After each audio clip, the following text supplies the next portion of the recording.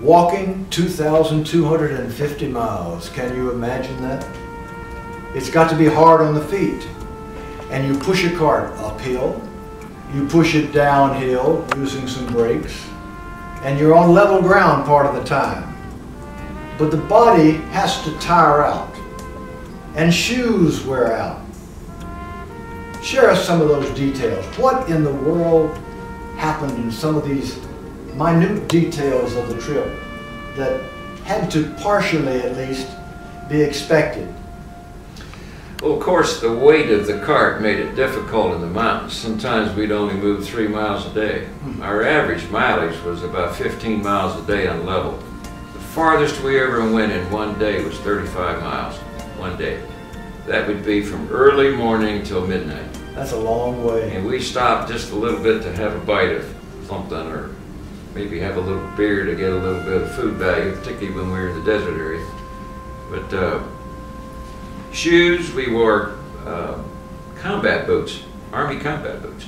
It had a sole about that thick. And every time we went 500 miles, we'd have to change those soles. That's about what you get out of a good thick sole. You get about 300 out of a heel. And in my case, because I was taller than Roger, he was about 5'8.5", and I'm 6 foot. It was 1,742 steps that I would take, a 3-foot step, in every mile. Now, and it was more difficult when we went uphill for him, and more difficult for me when we went downhill. have you figured out just exactly how many millions of steps you actually took? I calculated it out when I saw these data. You did? No, Yes. I never tried to do that. Believe it or not, it's over 38 million steps. Now, go figure. 1,742 steps a mile, 2,250. If my math is right, that's over 38 million steps. That is sort of an incredible part of the journey, it seems to me. Is that why I got arthritis on my left knee now? It could explain that. It could be a good explanation for that. You know, I've read the book, and I compliment you on the record that you kept, the journal, if you please, of this whole thing, and it allowed you to help prepare a book that should be of interest to a great many people. There's so many experiences along the way.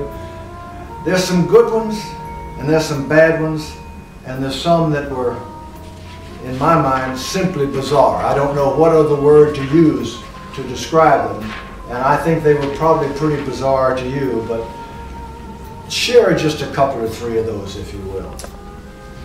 Well, one thing that was probably the most discouraging is when we first left. My mother was excited. We'd taken the car apart. We took it outside. We reassembled it because it was in the living room of our apartment. I couldn't get it through the door. And we had it out back under in the back of our apartment in Los Angeles, and it was underneath an overhang, kind of a carport situation. And we had to watch it all night. We never did go to sleep that night. We left, walking to New York with 2 days no sleep before we left, just to watch it, because we had stuff on the cart. We had to watch it every minute. And when we finally pushed it down the back driveway to go around the front of the house, because NBC TV was out there, because that's the station Paar was on, the cart broke down, the front wheel collapsed, and the thing hit the street, because I built it with 3 wheels, trying to make it push easy. And we used bicycle wheels, and I was told by a bicycle shop each wheel would hold up to 700 pounds. Well, I figured 2,100 pounds, that ought to hold at least 1,000 pounds. Wrong. We hit a chuck hole, and wham, the front wheel let go, there we are. Well, you learn things early as you go, and yet you don't get too discouraged, and you use those words again, find a way. Just started over and rebuilt the cart, went 4 wheels. There was another story I read in the book about a jail experience that you had at one time along the way. Now, I think this is in the category of bizarre. Well, it happened to be in the town called Eastland, Texas. And Huntley and Brinkley were given the news during those years, and they made a big deal about that town because they passed a law you couldn't smoke in the city limits unless you were in your home or on your own property. So that'd tell you the town's a little bit bizarre. How are you going to stop everybody from smoking, particularly back in the 60s?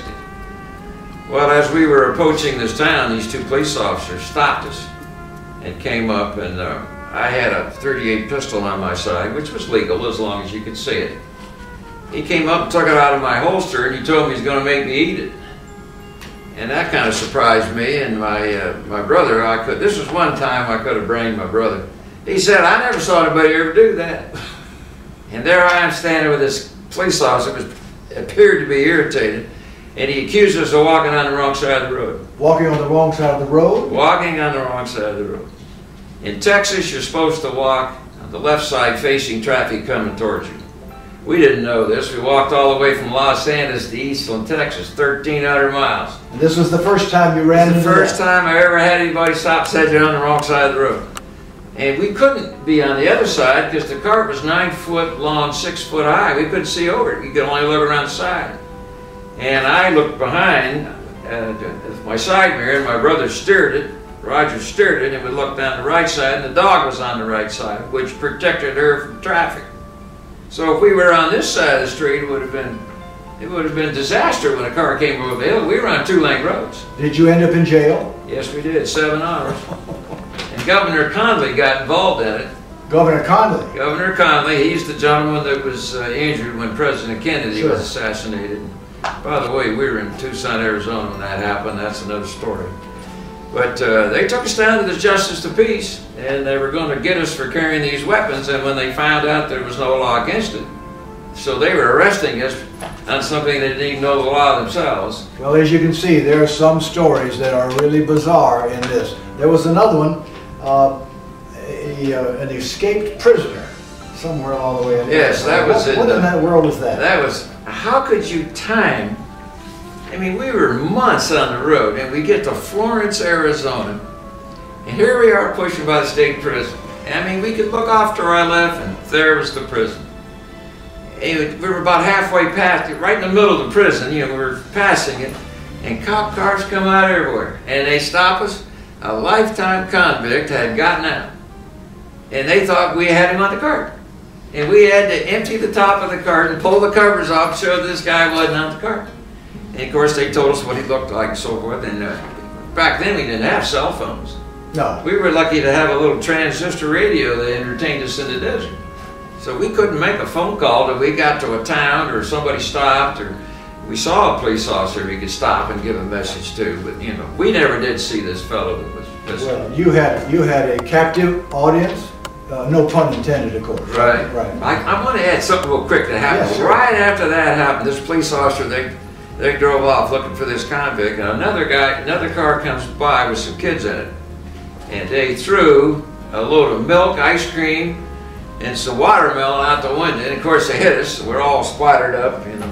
And I happened to get the license plate number. Well, another police officer's coming by a little bit later, following the first police officer. And he pulled over to see what we were doing. He hadn't seen this car, so we told him about these kids that were speeding and drinking. As far as we could tell, they had liquor in the car. So now he had a radio, and he could call ahead, and they got those guys. You also performed in some nightclubs along the way, and there was a disappointment there. And then there was also a disappointment when you found out something about the Jack Paar show. Tell us just quickly about those. Well, we were crossing there, almost about ready to get into Arkansas. We were still in Texas when we found out that Jack Paar had gone off the air. He got up and walked off one day, irritated about something. I don't remember the exact event. So that was kind of hard to take because we were looking forward to actually going right into New York City, right down to NBC studios. But then he came back on, and then he was on a couple of months, he went off again.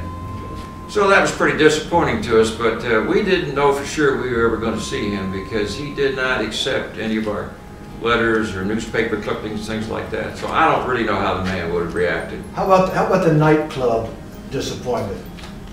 Well, a lot of them were great, but then there were times when we had our problems and we either didn't get paid or we'd have to kind of fight for our money, and that made it difficult because we were moving. We needed every dime we could earn because we had to keep Mary Henson ahead of us and pay for her room and her food and the gasoline to keep the car going ahead of us.